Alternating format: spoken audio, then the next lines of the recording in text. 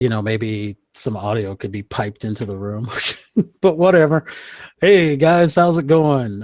So Sav and I are right back to doing a live stream because we're going to talk about this Russia-Trump collusion, and the term I had come up with, and you probably missed this one, Sovereign, but I've come up with a phrase that I'm going to submit to the American Psychological Association. Okay. And that as a clinical term for what I have coined as politically induced hallucinations. Okay, so what's the term? That's it. That's politically induced hallucinations. Oh, So basically what it is, it's the, I don't know, maybe delusions would be better, but I think I like the term hallucinations or the word. But what it basically comes down to is that there's because what the hell? Oh, damn it. I've got to sign off of the damn desktop version of freaking Pal Talk. oh yeah. Yeah, because it's just kind of crap. It's really shitty software. Yeah, well, it's basic. What they basically did was just made the mobile version for the desktop. Yeah, they took the mobile version, they cloned it for the desktop. If you Google for Paltalk Messenger instead of Paltalk, it will take you to the actual original. No, I've still got the original on here. Ah, I was doing it to go mess with Faxmo Demo's room. oh geez, that guy's hilarious. Oh, well, I don't know about him, dude. Did you ever hear the clip I recorded? I'm not going to say who it was that said this here, although I don't know why I don't. I've already said it in the room. If I guess it, will you tell me who it was? Oh yeah, definitely. But anyway, they were so indignant about Trump supporters that they told one chatter in that room that they would put a bullet in their head if they were right in front of them. That had to be truck in a ditch. It was not. It was not. It was not. Let me say it a different way. JB man. Hold on. Let me say it a different way for you and see if you can figure out who it is. It's a really poorly reproduced accent. I'll tell you what, if you were right in front of me, I'd put a bullet in your head. That's supposed to be British, I'm assuming. Or the other British. The other British? Yeah, so it's either going to be, if it's Australia, I don't know. I don't know many Australians on Paltalk. Yeah, well, it was interesting. Needless to say, I was just like, shit, I can't believe they just said this. I never turned him into a red hat, though. I was just The funny thing is you can record for proof, but if you give the red hat the recording, they'll ban that person and you for recording. I don't know why. That's not in their terms of service. Yeah, but they don't like that. Yeah, well, then how the hell is anybody supposed to prove it? That's a good question. I'm not sure. Jeez. Well, I don't know. I'm willing to bet that was on a case basis that they had done that. I mean, for all I know, they don't ban people for that anymore because, I mean, theoretically, their servers are recording you. No kidding. Yeah. Yeah, they allow the NSA to record everything that's going on over there. So what the? Well, they've made that pretty clear that the government does, keep records. I don't mind that. I mean, it's it is what it is. Wow, you don't mind that for an anarcho-capitalist? Well, I don't mind it for Paltalk because it's their platform and they've chosen to do that. Fair enough. Yeah. Fair enough. Okay, so anyway, yeah, the Trump, the politically induced hallucinations, to me, is what happens when someone is so politically ensconced in their ideology, or vice versa, that they absolutely will believe anything that goes against their political opponents, which is why, no matter how many times that they hear that there is no evidence to support Trump-Russia collusion, then he's still Trump-Russia collusion. We just haven't found it yet. Yeah, it's there, but we haven't found it yet. And you know what? Someday they might. It's one thing to keep spouting off at the mouth about it, when something comes up, but when when clearly there's nothing to back up what a lot of these people are saying, you should probably just shut the hell up. And the video I'm working on, if I do finish it, discusses the difference between Russia and Trump and Benghazi. Because the thing is that with Benghazi, there was evidence of wrongdoing going on there. There was evidence of misleading. That's why there was about 2 years of investigations and hearings into that. So, I mean, once they have some evidence, I'm all for there being committee hearings. But right now, they don't have shit, and they're wasting time, to be quite honest with you, by having people like John Brennan come in here and talk for 2 hours about how there's no evidence. Right. But, I don't know if you saw it, but Brennan basically talked out of both sides of his ass on that one by saying that there is no evidence to prove that there's any collusion, but we have this feeling that there might be. And I'm like, oh yeah, let's invest rumors on the internet. Oh geez, man. Like, oh, holy crap. I watched the Tucker Carlson clip today with Crystal Ball, if you're familiar with her. And she's going on about how these investigations need to happen because the news is reporting on it. Like, no, that's not how it works. I mean, yeah, if things like Watergate happen, with the likes of Woodward and Bernstein, then sure, the news needs to start digging into it. But they were newsmen already, so whatever. Right. But anyway, so it's just amazing to me how how this whole thing with Trump and Russia, how it's had the longevity that it's had with no evidence. Okay. I mean, here's the thing. They're clawing, they're grasping at straws to find any reason whatsoever they can to try to get Trump in trouble. And it is coming out of places of dishonesty, right? It's like, but this is all they can do to fight right now. And when you actually sit there and think about it, they're so disenfranchised, not only with their party, but with the losses that their party has incurred, that this is the only way they can fight. Well, I'm sorry, go ahead. I was gonna say, and in a way, as much as I want them to stop with the lies, I also understand why they do what they do. But my problem is that they don't understand that they do it to spite themselves. Because so long as this keeps going, in my opinion, and nothing comes up, okay, let me just give you an example here, a hypothetical situation. There is a YouTuber, I don't know if you've heard of him. He calls himself the Hard Bastard.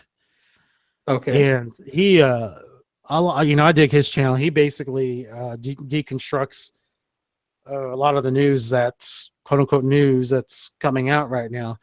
And by his words, he's a liberal. He's not a regressive. He's a kind of classic liberal here. So he guessed that once this Russia collusion thing dies down, the next thing that's going to happen is that they're going to try to involve pedophilia. You're kidding me. No, and he didn't. I never heard him say why, but I'm going to venture a guess that it has something to do with that one lady who was shopping around her lawsuit against Trump, stating that he had. You mean the lawsuit that was dismissed several times, and then once retracted? That lawsuit? Yeah, the one that says that Trump had done something to her while she was 13. Oh, jeez. Yeah, that one. And so, but the thing of it is that, and I was like, well, that's going to be interesting if it does. But the problem is that this Trump collusion thing has not lost any of its life. It's still, it's not on its deathbed yet, man. I mean, it's Given enough time, it will become a parody of itself. Yeah, I'm kind of surprised it hasn't been on SNL yet. But the thing of it is that the reason why I say they do this to spite themselves, even though they don't realize it, is that if something like that comes along, the people are going to be in such disbelief of anything that the news media has to say about it anymore that nobody's going to believe it. And it could be absolutely true. Yeah, but at that point, it would be their own fault, right? And I don't mind that. Yeah, but but see, I do, because the thing of it is that, again, there's no proof. CIA hasn't given us anything. No, the CIA has not given us anything. Special investigators have not given us anything. Even freaking Putin himself was willing to give up his own recordings of the conversations that he had with Trump, which to me is a little weird to hear the head of another state going, "What the hell are you guys talking about?" Yeah, because and if you tell a leftist this, they're going to right off the bat suggest that Putin has a vested interest in trying to keep Trump's nose clean. And on one hand, they're right, but they're not right for the reasons that they think they're right. I personally believe the reason why Putin wants Trump in office is because he knows what bullet he dodged by Hillary not being in office. Because she was talking about how the hacking of the DNC was an act of war. Yeah, that's bullshit. And I'm like, no, not of the DNC. Now, if you can get proof that they're hacking NORAD, then maybe then we can talk about acts of war. So, I think Putin has definitely a vested interest in, keeping Trump in the position or helping Trump stay in the position that he's in. Because, well, I just want to say, he believes no that he can. Doubt, right? There's zero doubt that the person picked by the Russians, if they could choose our election, they would have picked Trump. There's no doubt about that, right? I mean, they were pretty much pro-Trump the whole way. I guess. I don't know personally. They were. I didn't really think much of it. I mean, I didn't look too much into it, but I do remember a lot of Russian people going, "Hey, this guy's way better than that woman," and I'm like, well, from the outside, I understand, that's the way that looks. I happen to agree that he's better than her, but at the end of the day, choosing between two evils is still choosing evil.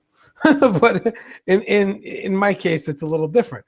But to the point, the Russians wanted someone who basically was willing to deal, because the United States used to be all about the deal. And it's like, what happened recently? Nothing. Like we've gotten all screwed up. We're just about war now. And it's like, come on, we need to calm down. All right. Well, gosh, I can only see, because I'm going to guess that you probably don't agree with me on this. Mm-hmm. I did not have a hell of a whole lot of problems with Bush taking on the global war on terror, and whether or not we should have gone into Iraq. For me, isn't the point. The point is that Iraq, there was definite evidence that Iraq was funding terrorism, and Bush, before they ever decided to go to Iraq officially. I don't want to get into into speculation as to whether or not Bush or his administration had plans to go to Iraq once they got installed. But let's just leave that aside. I'm going to question. Hold on for a second. I want to finish this thought. I was, based on what Bush said about, if you support terrorism, we're coming after you. Okay. That was enough reason to go to Iraq. I understand that, but I question the whole narrative that Iraq was sponsoring terrorism. I don't know that if it's true or not. I can't sit here and tell you, I absolutely know they weren't doing that. I can't do that. We know that there were some terrorist training camps in Iraq. We know that's a fact, right? So as to whether or not Saddam Hussein was sponsoring that, I can't tell you. But here's what I do know. Unseating Saddam Hussein, looking through 2020 glasses, hindsight, was a bad move. And it should have been probably more well thought out than to simply just pull the trigger and start launching troops at the Middle East. Now, I have no problem with the war on terror. I shouldn't say that. I do have a problem with the war on terror. What I have a problem with specifically is the fact that we are not recognizing a dangerous ideology in the world. And it is a collectivist ideology. It's much like communism and socialism, and that is Islam, which chooses to impart its rules on people who don't belong to that group. I think that's the real war on terrorism, and nobody's willing to step up and say that, and I think that's a travesty. Yeah, I mean, because even President Bush wouldn't acknowledge that. If just strictly based on the text, that Islam itself is not really a religion of peace. And, a lot of people could, point that towards, at the very least, the Old Testament of the Bible. The main difference being, though, is that Christianity. Could you, though? Yeah, in the Old. Yeah, absolutely. Can you show me? Well, I guess this is the wrong time to debate this, but I can tell you flat out that nowhere in the Bible does it command you as a believer to go out and kill people. It does not do that. No, not okay. But no, God did command his people to go kill non-believers. He sent his people in the Old Testament. In the Old Testament, yeah, No, he did. Yes, he commanded. He commanded he the absolutely Jews. Did. He commanded the Jews to kill the Canaanites. Yes. They were a specific group of people at a specific time and a specific place. Yes. They were not, it didn't say unbelievers. At no point. They were unbelievers, though. I understand that. What I'm telling you is... Well, hold on, though. But what I'm telling you is it doesn't matter if they were believers or not. It wouldn't have mattered. They were Canaanites. They needed to die. That was the whole point there. It wasn't about their religion. It was about who they were. Right? Right. Whereas Islam is killing anyone who's not Muslim anywhere at any time. You see my I can see my differential there. Yeah. So I've read the Bible cover to cover. I have found no place in it that says you need to go kill unbelievers. You, the person reading this book, need to go kill someone. Nowhere in there. No, I get it. Yeah, because it is. Yeah, it was specific to particular unbelievers. Right. And when I read the Quran, there was the opposite of that. There's specifically the words, "Oh, you who believe." It's like, okay, wait, that's everybody pretty much. Anybody who reads this book and says, I believe this stuff, this is commanding me to, fight and slay the pagans wherever you find them.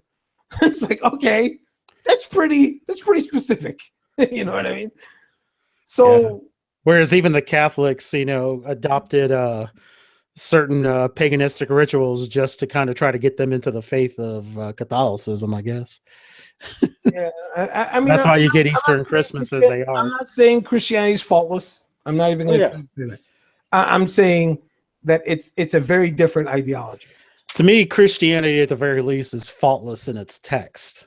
I know a lot of people don't subscribe to that. It's the way that the text has been handled, I guess, by other people that has made. Not just least, that.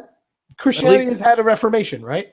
Yeah. Well, there is that as well. Yeah. So even when someone comes up with bad ideas and attributes it to Christianity, a whole other group of Christians were like, no, this is a bad idea. We're not doing this anymore. Right. That's what Islam needs. Islam needs that right now. We got way off the topic. We've totally rabbit trailed. No. I think I still remember what the next point was. But okay, so back to the terror, calling terrorism what it is. Right. The Bush administration largely did that. They just would not go so far as to say that I don't think they knew to differentiate the difference between Muslims and Islamists. They might not have known. They might not have understood that there was a difference. I will agree with that. I will agree that at the time there was not a clear distinction. Whereas now, when Obama got into office, we had a better understanding of the differentiations between Muslims and Islamists. Right, because you can have non-violent Islamists, right? I think you can have non-violent Muslims. I think Islamists, on the other hand, maybe not so much. Well, I think you can have non-violent. So, for instance, all the Muslims who run around preaching that every country needs to follow Sharia, they're not necessarily violent, but at the same time, you're talking about people who are Islamists. Yeah, I suppose. Right? I suppose. Yeah. So that's just what I meant by that. Okay. So I guess on that end, I could agree with you as well. But the point being is that when the Obama administration came in, I mean, Jesus, terrorism wasn't even on their lips until they could no longer not call terrorism. I mean, it got to the point to where they were just being ridiculed for not calling terroristic acts terrorism. But it took pretty much his whole first term before he would start calling it terrorism. I mean, Jesus, man, the whole Fort Hood shooting, workplace violence. Workplace violence. Are you fucking kidding me? Yeah, that was a joke. I can't believe he said that crap.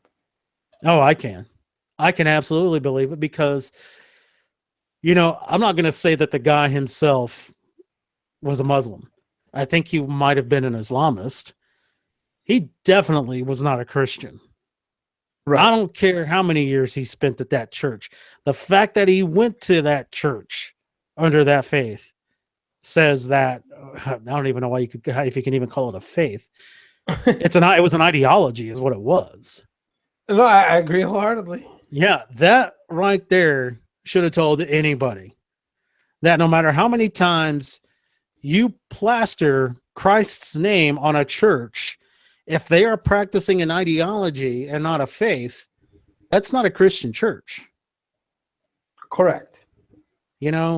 So anyway, but at the very least, what we have with Trump now is that we have at least someone who's going to call terrorism what it is. Call a spade a spade. I'm down for that. Yeah. So anyway, back to the whole collusion thing, these people on the left, these regressives, and the reason why I'm going to label them all who are on this thing with Trump collusion regressives, because this is a regression to non-reasoned or well thought out, cogent. Let me see if I can think of any other synonyms here. Points just to get salient out of it. Thank you, salient. Yeah. Logical. I mean, none of it's logical. They're basing their reasons on false premises. Yes. And the premise that they need to base their logic off of, is there evidence or is there not?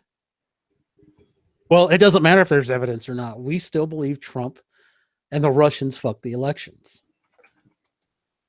See, it's that whole feelings thing again. It's like, you got anything more concrete than that? Because feelings doesn't mean shit to me. It really doesn't. Yeah. Oh, gosh. And what's scary to me is that when I'm done with school, I am going to be entering a world where it's nothing but feelings. Whoa, feelings. Well, you're gonna be that guy who very appropriately is going to be like, I don't give a shit about your feelings. your feelings don't mean anything. That would actually be quite inappropriate. Reality is very different from your feelings. Have a nice day. Putting it like that would actually be quite inappropriate in that position. I agree. I have to learn tact. Hey, look, you do you. I'm just saying that you should be that hard hitting, guy that lays it out Mm-hmm. correctly and doesn't try to sell them a box of goods, you know? Yeah. Sugarcoating out the door. Yeah. Yeah. No sugarcoating. It's like, come on. Well, the funny thing is that, I understand why the profession I'm going into is at the place that it is now, because I mean, gosh, there's a lot more understanding of that field that we didn't have when I was, at when I wasn't when I was much younger. I didn't understand that, but 30 years later, there's studies out there that we can all read, and we find that tactfulness is actually the best solution to any kind of problem that you have in that field. Yeah. I can agree with that. You make more friends with sugar than than you do with vinegar, right? Yeah, exactly. So, well, Catch and more then flies with honey, rather. yeah, but or rather, you get to keep your job a lot longer too. Yeah, that too. So, but the thing of it is that I was taking a clinic that I would have to take before I'd actually finished my education here, and I had, right before the clinic started, I got an idea of what they were going to be talking about, and I kind of made a joke on the attitude that used to be out there 30 years ago. Okay. And holy shit, one of my classmates, I guess you could say, saw, and I put it on Facebook. They saw what I had said and she started off with, here, let me send this person a link. So she sent me a link to our university policies about what you do during your internship, Okay. which is one of them is you have to be very careful with what you say on social media. And of course, I'm not doing the internship part right now. I'm just So doing how it is for this going to work out for your future? I mean, if you got a YouTube channel, you got to keep adding videos to. well, that's kind of why, on one hand, I'm really glad that I have the very few subscribers that I have. So you still be able to continue it without letting too many people know. Yeah, no, hardly. I would say none of my family knows about it, and only a couple of friends know about it. And but the thing of it is that I may not even have time to do this stuff anymore in the fall, even. But anyway, it came down to that. I had to speak with one of my mentors. I'm sorry, I'm skipping a part. Our conversation got a little heated because I didn't understand what the link was about, and then next thing I know, she's basically telling me how to live my my social media life, and I'm like, who the fuck are you? Yeah, I can So understand. then I got with a mentor, and they're like, well, look, we absolutely agree with everyone should have the right to freedom of speech and whatnot, but if any parents or their kids, damn it, I'm giving a little bit more away of what I'm going into.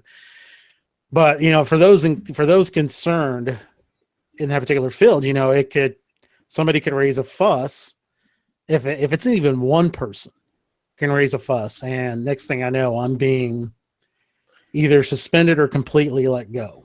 Yeah, that's so, and the problem is that you being a conservative, Yeah. you're already, in the outskirts of what's considered acceptable. Well, I'm hoping that what happens here is because, I don't think a lot of the left understands that there is a conservative counterculture that's growing right now.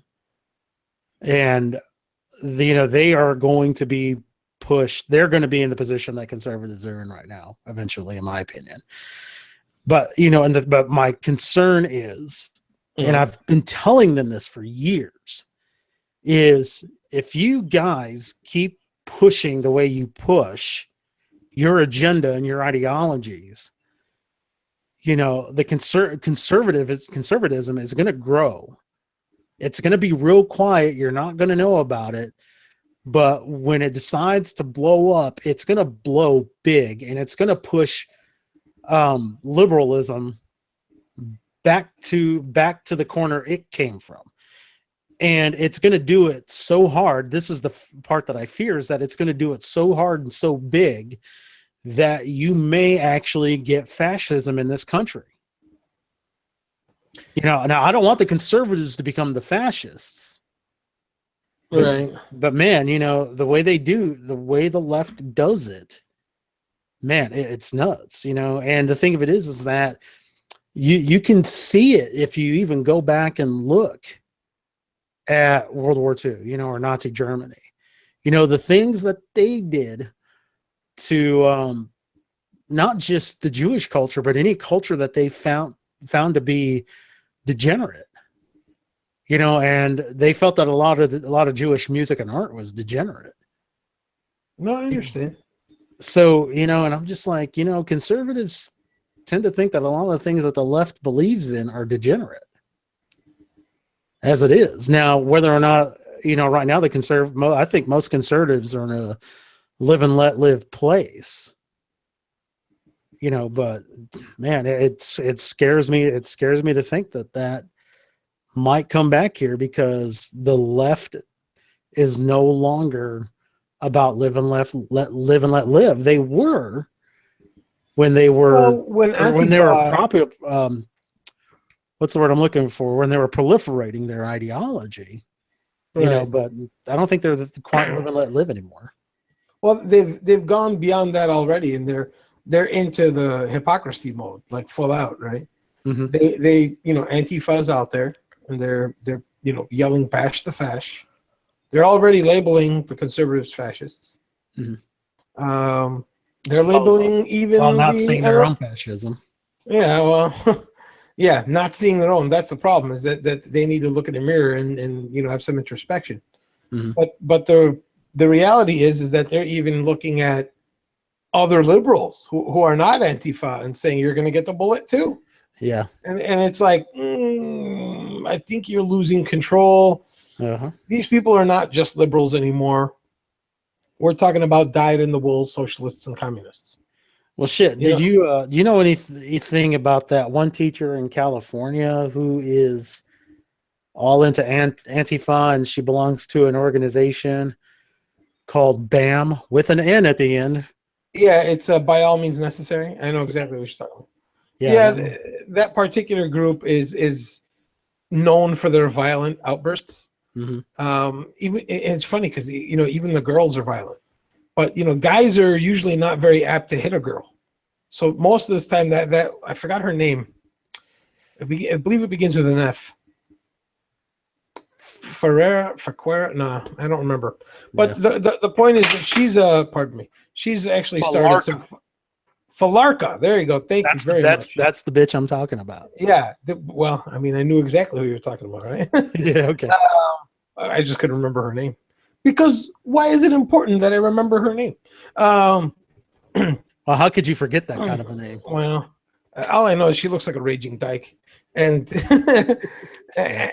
and she's violent, right? And it's like she was throwing punches at some guy, and he didn't hit her back, and I was like, well, that's okay, I suppose. But had I been there, I would have at least hit back. Now, granted, hitting back might not be the best and smartest move, because you're surrounded by Antifa. They might just decide to kill you or kick the shit out of you. But now that the Trump half are fighting back, and more conservatives and libertarians are showing up to these counter protests, that makes me happy to see. You know what I mean? Right. We're not just walking and let it be kind of a thing. We're not saying we're accepting this. Unlike with Islam, where everybody just kind of keeps turning the other way. We need to we need to recognize we need to recognize the counters to freedom wherever they may be, whether it may be a diseased ideology like Islam or Antifa, or even amongst people who claim they love freedom but just don't understand what that really means. Yeah, definitely. And I think Trump's election has emboldened the right to stand up for itself more. And granted, the left would say that it's emboldened them to be more racist and whatnot. And It's like, no, I think Obama actually emboldened more racists to come out, because the whole shit about white people are trash. That's getting Right. it's getting the equal and opposite reaction that you would expect. So that's why I think it's funny that when we're in chat, you got all these people just labeling non-whites who are conservative that have never said a single thing racist, labeled as racists. And just because you disagree with policy as far as, well, how much money should we keep dumping into welfare? Yeah. That marks you a racist. Never you mind that it is whites who consume the much larger portion of welfare. Yeah, believe me, I understand. The whole deal with the racism. Look, I'm from the Middle East, right? I'm not even going to sugarcoat that. So I'm only technically You're from the white. Middle East. You Yes, must be in Islam. Right, exactly. I'm technically white, but that's only because of genetics and whatnot. It's Right. it's not because I look that way. Gosh, let's not talk about genetics, because Yeah. all the whole genetic thing. If you try to argue it with a leftist, Oh, yeah, I know. Geez, like, yeah, who's that one jerk off? Brother 14X. yeah. Well, to the point, and trying to make this as succinct as possible. The whole idea that the fact that there's a group of people out there, we call them white nationalists. They want to preserve the country for white people. Right. As crazy as this to say, I actually understand where they're coming from. I understand that no one claims white culture exists. No one wants to protect white culture. They're always talking about other people's culture, other people's this, other people's that. I'm not making an excuse for them. They are collectivists. These are people who are anti-freedom, right? But I get what they're trying to say. And labeling somebody racist for saying that I want a future for my ethnic background is really fucked up. Because we would not do that to Mexicans. We would not look at a Mexican who says, I want a home country for Mexico or Mexicans and say, you're a fucking racist. Fuck you. We wouldn't do that. No, I would have told them it's called Mexico. Get the fuck over there. Right. we didn't do that to the Jews who wanted to do it in Israel. Right. Right. We don't do it to the Nordics who are very upset at the amount of the influx of migrants, let's call them, in their countries. Yeah. I can't be mad at them for that. But don't be fucking collectivists. This is the moral of the story. You can have people that come from these other countries and integrate. It happens all the time. I'm a story of that. I came to this country as a child. I integrated. I'm as American as apple pie. Okay, I couldn't give a crap about the Middle East. Right. But I am in the crosshairs of these people because I'm not white. They got to learn to pick their battles. They got to learn to pick their targets, and maybe they can garner some more sympathy. But it's wrong to just call these people flat out racists. I don't think all of them are racists. I guarantee you there are, probably a good chunk of them are. I don't think they're all racist. Yeah, the same here. And I absolutely do believe that there are those who voted for Trump that are definitely racist.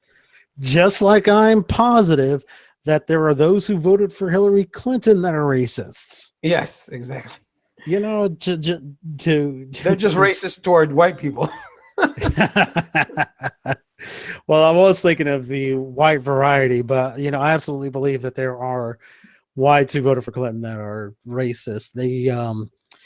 They're just not racist in the way that maybe those on the right who happen to be racist are, because I find the policy of the Democratic Party to be racist unto themselves. Just they're racist due to the soft bigotry of low expectations that they foster. Blacks can't help themselves, or whatever. It's like, yes, they can if you give them the means to do so. And by giving the means to do so, public education, if you have to do that, and that's it. Public education, good teachers, and that'll be that. After that, they're on their own. So there you go. Can you hear that baby crying downstairs? I cannot.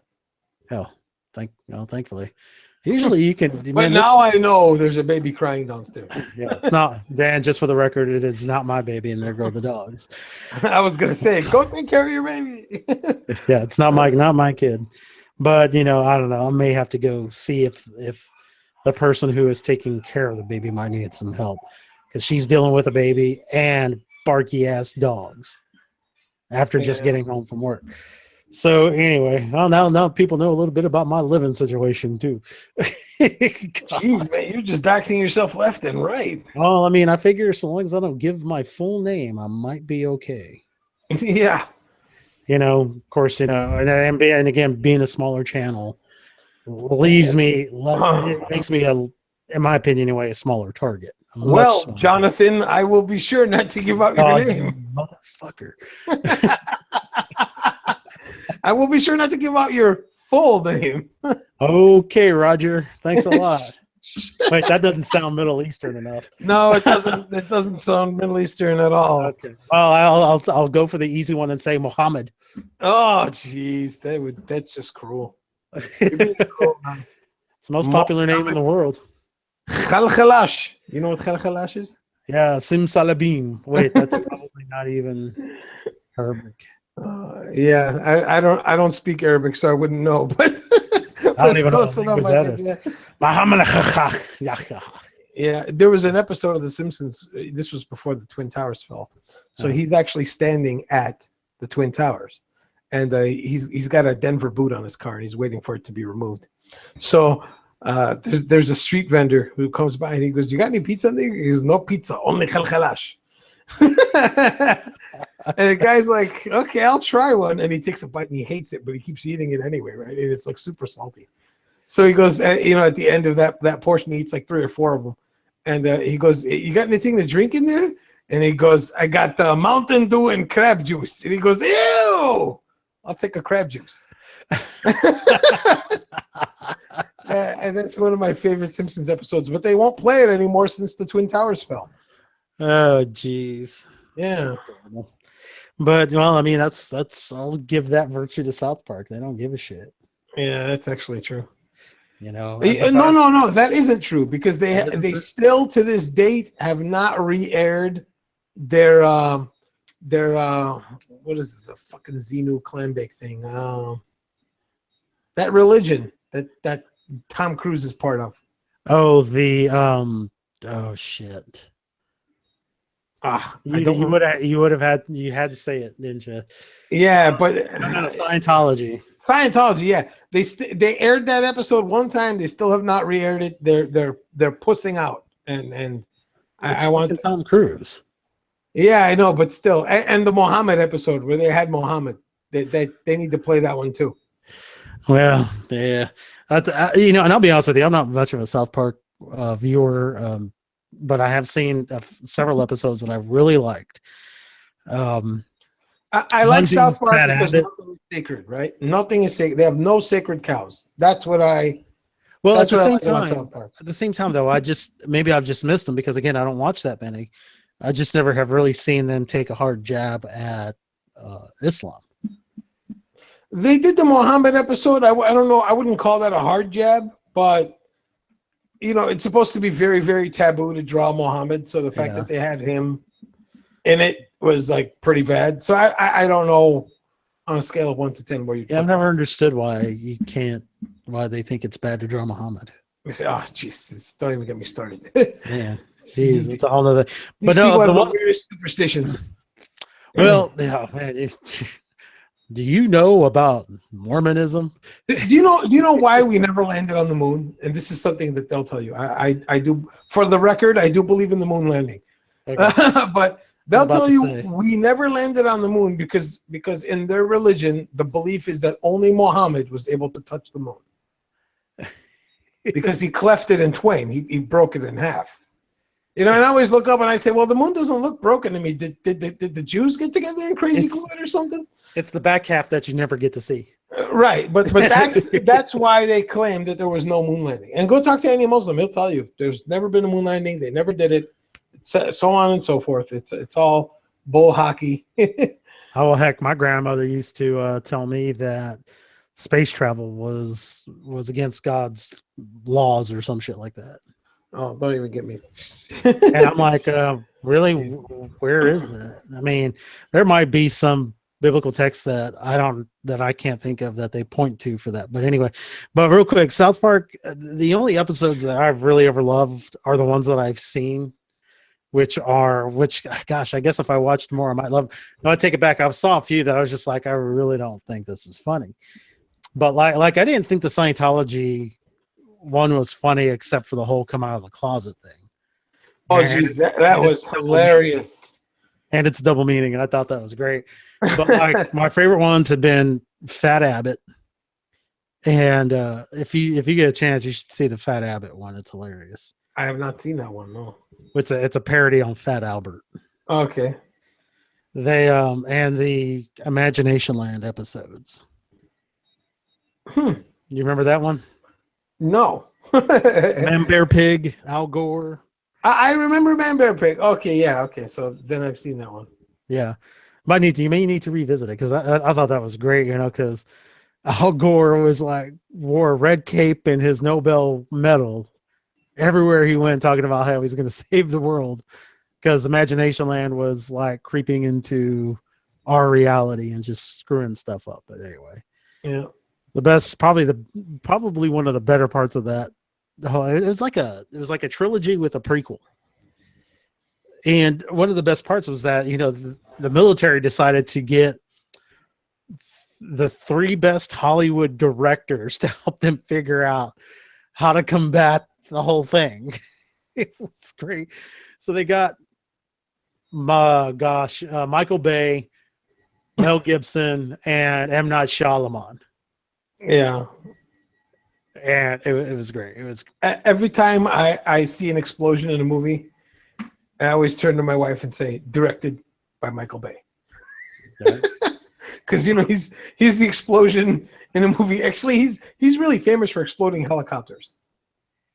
Really? Yeah. More so the car. I think every Michael Bay movie is an exploding helicopter in it. I'm not actually sure, but I'm gonna go with my gut on that. Well, I guess we'd have to go back see Con Air. Yeah, Con Air. Con Air had an exploding helicopter. I don't remember The Rock having an exploding helicopter, but it probably might not have. Yeah. I'd have to go back and see all the Transformer movies. I might be totally wrong on this one. Oh, Armageddon. Definitely a lot of exploding cars in that one. Oh, and they not just exploding cars; they have to be those spring-loaded exploding cars. Oh, the ones where they jump off the road as they explode. Yeah, yeah, which I don't think ever really happens. I would agree with you. I don't think they jump up like that. If you put an IED underneath one, maybe. Yeah. But if a missile or any kind of projectile lands on top of it, no. Yeah, no. Yeah. Anyway, all right, dude. Well, thanks for hanging out, man. No problems, dude. All right, and hopefully, well, actually, I want to check one thing for you. Okay. Upload failed. Try your internet connection. Son of a bitch. Con! That's my text alert. That's awesome. Yeah, you want me to send it to you? Yeah, actually, go ahead. Okay, email it to me. Yeah, I will do that, man. All right, dude. I'll talk to you later. All right, take care. Bye.